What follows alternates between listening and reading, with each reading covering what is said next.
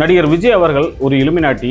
அவருடைய இப்போதைய வெற்றி அப்படிங்கிறது ஏற்கனவே பல ஆண்டுகளுக்கு முன்பாக முடிவு செய்யப்பட்ட ஒரு விஷயம் அப்படின்னு சொல்லி சில பேர் பேசிக்கிட்டு இருக்காங்க. அந்த கான்ஸ்பிரசி தியரியோட லிங்க் பண்ணி பேசிக்கிட்டு இருக்காங்க. இதுக்கு ஆதாரமா சர்க்கார் படத்தில் விஜய் அவர்கள் பயன்படுத்திய காரோட வாகன எண், இன்னும் சில அடையாளங்கள், அவர் முதலமைச்சரானது, அந்த முதலமைச்சர் ஆகிறதுக்கு அவர் எடுத்த முயற்சிகள், பிகில் படத்தில் அந்த படத்துக்கு பேர் வைக்கப்பட்ட விதம், இந்த மாதிரி நிறைய ஆதாரங்களை வந்து அவங்க முன் வச்சு அவங்க பேசிக்கிட்டே இருக்கிறாங்க. தமிழ்நாட்டில் இலுமினாட்டி அரசில் பேசுகிறதோட மொத்த குத்தகை எடுத்து வச்சிருக்கிறது பாரிசாலன் தானே. பாரிசாலன் இந்த விஜய் இலுமினாட்டியா இல்லையா அப்படிங்கிறத பற்றி என்ன கருத்து சொல்லியிருக்கான் அப்படின்னு பார்க்கலான்னு அந்த பக்கத்தில் போய் பார்த்தோம் அப்படின்னா, தமிழக முதல்வர் விஜய் அவர்களுக்கு கோரிக்கை அப்படின்னு சொல்லி ஒரு காணொலியை பாரிசாலன் பக்கத்தில் போட்டிருக்காங்க.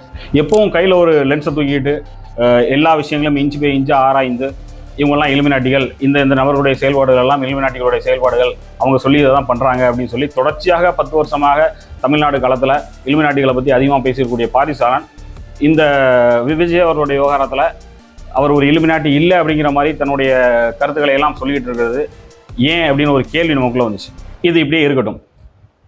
ஒரு அரசியல் களத்துக்குள்ள ஒரு ஸ்லீப்பர் செல் இல்லைனா ஒரு உளவாளி உள்ளே இறங்கியிருக்காங்க, ஒரு ஏஜென்ட் உள்ளே இறங்கியிருக்காங்க, அவங்க அந்த அரசியல் களத்துக்குள்ள சில அஜெண்டாக்களை செயல்படுத்துறதுக்காக உள்ளே இருக்கிறாங்க அப்படிங்கிறத கண்டுபிடிக்கணும் அப்படின்னா குறைந்தது 20 ஆண்டுகளாகும். பல இடங்களில் அது கண்டுபிடிக்க முடியாமலே போகலாம். இப்போ வரைக்கும் தமிழக அரசியல் களத்துக்குள்ள இந்த சர்வதேச சதி கட்டமைப்பு உள்ளே இறங்கியிருக்கக்கூடிய ஏஜென்ட்டுகள் யார், உளவாளிகள் யார், ஸ்லீப்பர் செல்கள் யார், அவங்க என்ன பண்ணிக்கிட்டு இருக்காங்க அப்படிங்கிறத நம்மளால் கண்டுபிடிக்கவே முடியாது. அதற்கு தகுதியான நபர்களை மட்டும்தான், கொஞ்சம் கூட சந்தேகம் வராமல் கச்சிதமாக கொடுத்த வேலையை முடிக்கக்கூடிய நபர்களை மட்டும்தான் இந்த சர்வதேச சதி கட்டமைப்பு அப்படிங்கிறது இந்த அரசியலுக்குள்ளே இறக்கி விடும். இப்போ ஏன் பாரிசாலன் பற்றியும் இந்த உளவாளிகள் பற்றியும் பேசிகிட்டு இருக்கான், ஸ்லீப்பர் செல் பற்றியும் பேசிகிட்டு இருக்கான் அப்படின்னு உங்களுக்கு ஒரு சந்தேகம் வருதில்லை? நேற்று ஒரு 4 செய்திகள், பரபரப்பான செய்திகள் தமிழக அரசியல் களத்தில் வந்திருக்கு. அந்த 4 செய்திகளையும் வரிசையாக பார்ப்போம். 1, ஆளுநர் அவர்கள் 2 நாள் கெடு கொடுத்து உங்களுடைய பெரும்பான்மையை நிரூபிச்சுட்டு நீங்கள் பதவி ஏற்றுக்கோங்க அப்படின்னு சொல்லி விஜய் அவர்கள்ட்ட சொல்லி அனுப்பிவிட்டார். இன்றைக்கி எல்லா தலைவர்களும் பேசிகிட்டு இருக்காங்க, திருமாவளவன் உட்பட எல்லா தலைவர்களும் பேசிகிட்டு இருக்காங்க. இது ஒரு சட்ட விரோதமான ஒரு செயல். கமல் அவர்கள் கூட பேசியிருக்காங்க, இது ஒரு சட்ட விரோதமான ஒரு செயல். பெரும்பான்மையை சட்டமன்றத்தில் நிரூபிக்க சொல்லலாம், பதவி பிரமாணம் செய்து வைக்க வேண்டியது ஆளுநரோட கடமை, ஏன் பண்ணலை அப்படின்னு சொல்லி ஒரு பக்கம் விவாதங்கள் போய்கிட்டு இருக்கு.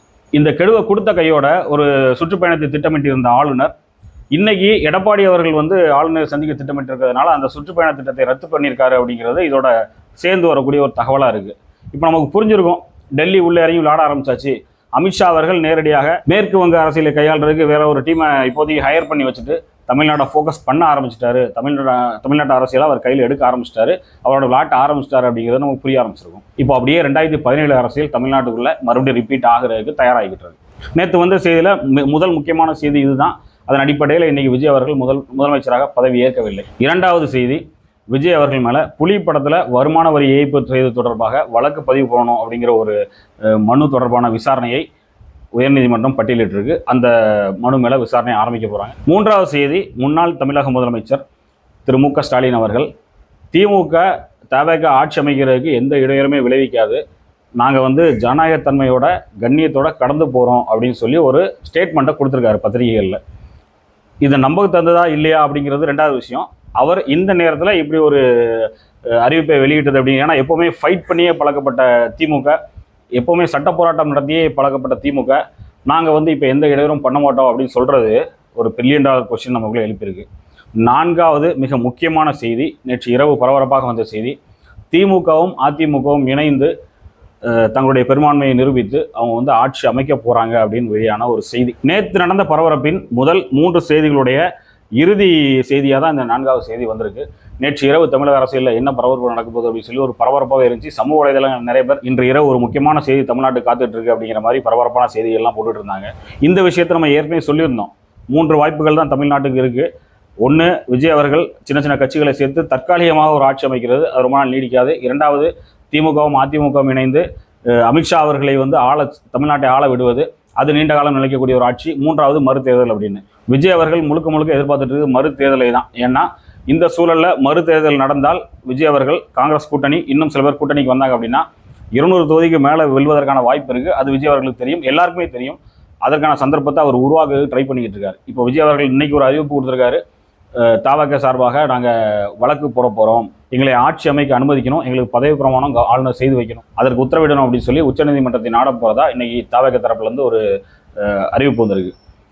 அவர் தொடர்ந்து முயற்சி பண்ணுறாரு, ஆனால் அவரோட மனசுக்குள்ள ஆட்சி அமைக்கணுங்கிற எண்ணம் இல்லை. மறு தேர்தல் அப்படிங்கிறது அவரோட எதிர்பார்ப்பாக இருக்கணும். அதுதான் சரியான ஒரு விஷயம். இவர் இந்த எதிர்பார்ப்போடு தான் இருக்காரு. அப்படி நடந்துச்சு அப்படின்னா தமிழ்நாட்டோட நிரந்தர முதல்வராக அவர் உட்கார்ந்துருவார். அதனால அதற்கு விட்டுறக்கூடாது. எப்படியாவது வந்து ஒரு 6 மாதத்துக்காவது ஒரு தொங்கு சட்டசபையில் ஒரு ஆட்சியை உட்கார வச்சு ஒரு 6 மாதத்துக்காவது அதை நகர்த்தி கொண்டு போயிடணும். இப்போ இந்த விஜய் அவர்களுக்கு இருக்கக்கூடிய பிம்பத்தை முழுசாக உடச்சி தூர எடுத்துட்டு அப்புறம் ஒரு தேர்தலை வந்து தமிழ்நாட்டுக்குள்ள வர வைக்கணும் அப்படிங்கிற முயற்சியில் திமுகவும் அதிமுகவும் சேர்ந்து இறங்கியிருக்காங்க. இதுக்கு பின்னணியில் அவர்கள் நாடி இருப்பது அமித்ஷா அவருடைய உதவியே அப்படிங்கிறது எல்லாருக்குமே வெட்ட வெளிச்சமாக தெரியும். இதை எப்படி நம்ம உறுதிப்படுத்திக்கலாம் அப்படின்னா, இவ்வளோ நாளாக கோமால இருந்த சில நபர்கள் இப்போ திடீர்னு ஆக்டிவ் ஆயிட்டாங்க.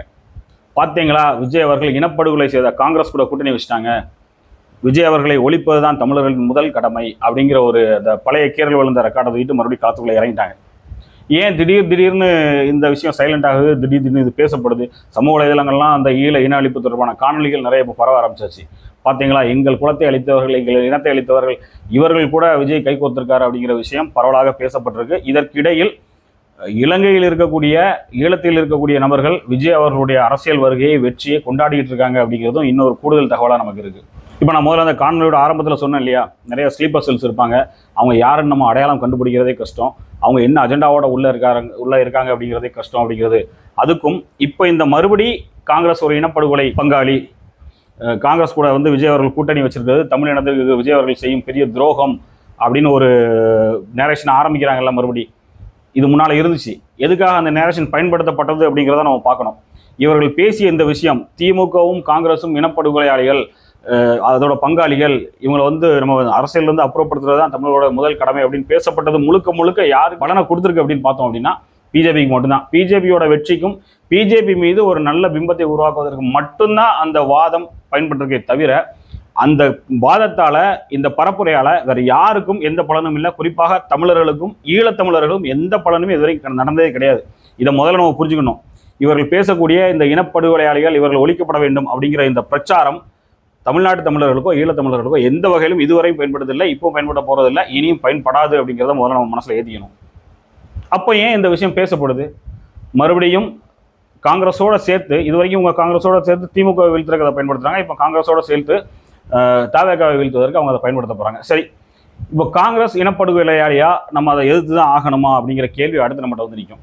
இதுக்கு இவ்வளோ நாளாக இந்த விஷயம் வந்து ரொம்ப பரவலாக பேசப்படலை.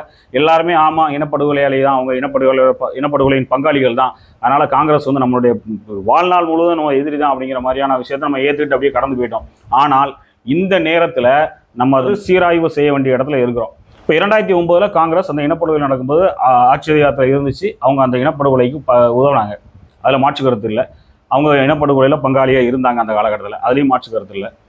அந்த ஒரு விஷயத்தை வச்சு அடுத்த 50 வருடங்கள் கழித்து வரக்கூடிய காங்கிரஸும் இனப்படுகொலையோட பங்காளி தான் அப்படின்னு நம்ம சொல்ல முடியுமா? அதில் ஏதாவது லாஜிக் இருக்குமா? அப்போ 50 வருடத்துக்கு முன்னாடி காங்கிரஸில் ஒரு இருந்து முதலமைச்சரான காமராஜர் அவர்கள் இனப்படுகொலையின் பங்காளிகளின் மூதாதைன்னு நம்ம பேச முடியுமா? எப்போவுமே ஒரு கான்டெம்பரரியாக சமகாலத்தில் நடக்கக்கூடிய சம்பவங்களை வரலாற்றுக்கு பின்னாடியும் எதிர்காலத்துக்கும் தொடர்படுத்தி பேசுகிறது அப்படிங்கிறது வரலாற்றுக்கு ஒவ்வாத ஒரு விஷயம். இதை முதல்ல நம்ம புரிஞ்சுக்கணும். இப்போ காங்கிரஸ் படுகொலை செய்தது அப்படிங்கிறத தாண்டி, காங்கிரஸில் அப்போ ஆளுமையாக இருந்த சோனியா காந்தி அவர்கள் தங்களுடைய வன்மத்தையும் வெறியையும் தீர்த்து கொள்வதற்காக அந்த ஆட்சியை பயன்படுத்துகிறாங்க அப்படிங்கிற மாதிரி நம்ம புரிஞ்சுக்கலாம். இது சரியான ஒரு விஷயம் தான். அவர் இன்ஃப்ளூயன்ஸ் பண்ணாங்க, பழிவாங்க நடவடிக்கை எடுத்தாங்க அப்படிங்கிறதெல்லாம் ஏற்றுக்கொள்ளக்கூடிய விஷயம் தான். அதே பழியை இப்போவும் அவங்க சுமத்த முடியுமா அப்படிங்கிற ஒரு கேள்வி நமக்குள்ள வந்து நிற்குது. ஏன், எதற்கு அப்படிங்கிறது நம்ம ரொம்ப விரிவாக பார்க்க வேண்டிய காரணங்கள். இப்போ நம்ம 2 விஷயத்தை ரொம்ப முக்கியமாக பார்க்கணும். ஸ்லீப்பர் செல்ஸ் எதுக்கு உள்ளே இருக்கிறாங்க, இவங்களோட இலக்கு என்ன, இவங்களை பின்னால் வந்து ஆப்ரேட் பண்ணுறது யார்? இன்னொரு பக்கத்தில் பார்க்க போனோம் அப்படின்னா, இப்போ இருக்கக்கூடிய காங்கிரஸ் ஆளுமைகள் தலைமைகளையும் அதே இனப்படுகொலை லேபிளை ஒட்டி தான் நம்ம பார்க்கணுமா, அந்த கண்ணோட்டத்தை தான் நம்ம அணுகணுமா, இல்லைனா மாற்று கண்ணோட்டம் நமக்கு வேணுமா அப்படிங்கிற ஒரு விஷயம். இந்த 2 விஷயம் நம்ம வந்து ரொம்ப முக்கியமாக பார்க்க வேண்டிய ஒரு விஷயம். ஏன் அப்படின்னா, தமிழ்நாட்டோட அடுத்த கட்ட அரசியல் தலையெழுத்தை இதுதான் தீர்மானிக்க போகுது. இப்போ நான் சொல்ல வரதை உங்களுக்கு புரிஞ்சிருக்கும்னு நினைக்கிறேன். ஸ்லீப்பர் செல்ஸ் மறுபடியும் ஆக்டிவேட் ஆகுறாங்க, ரீஆக்டிவேட் ஆகுறாங்க. அமித்ஷா அவருடைய கமாண்டில் கவர்னர் மட்டும் ஆடலை, கவர்னருக்கு அடுத்து தமிழ்நாட்டில் இருக்கக்கூடிய பெரிய அரசியல் ஆளுமைகள், களத்தில் இருந்து குட்டையை குழப்புற ஆளுமைகள் எல்லாருமே ஆக்டிவேட் ஆக ஆரம்பிச்சிட்டாங்க. ஒரு நேரேஷனில், ஒரு நேர்கோட்டில் அவங்க பயணிக்க ஆரம்பிக்கிறாங்க. அது என்ன அப்படிங்கிறத நம்ம ரொம்ப டீட்டெயில்டாக பார்க்கணும். ஏன்னா இந்த அரசியல் களத்துக்குள்ளே சீமான் அவர்கள் ஒரு உளவாளியாக இருப்பாரா அப்படிங்கிறத தாண்டி நிறைய நபர்கள் இருக்கிறாங்க. பாரிசாலன், அந்த ஆனந்தி நாயுடுன்னு ஒரு பெண்மணி வந்தாங்க. இந்த மாதிரி வந்து தலித்திய போராளிகளாக இருந்து திருமாவளவன் அவர்களை எதிர்த்து இப்போ அதிமுக ஐக்கியமான பல பேர் இருக்கிறாங்க. இது போக முகநூலில் களமாடிய பல ஸ்லீப்பர் ஏஜென்ட்ஸ் இருக்கிறாங்க. இவர்கள் எல்லார் பற்றின விஷயமும் ஆதாரங்களோடு தரவுகளோடு நம்ம விவாதிக்க வேண்டிய விஷயம். அதனால ஒரு ஓரிரு தினங்களுக்குள் இந்த இருக்கக்கூடிய ஆதாரங்களின் அடிப்படையில் இதை நம்ம பேசுவோம்.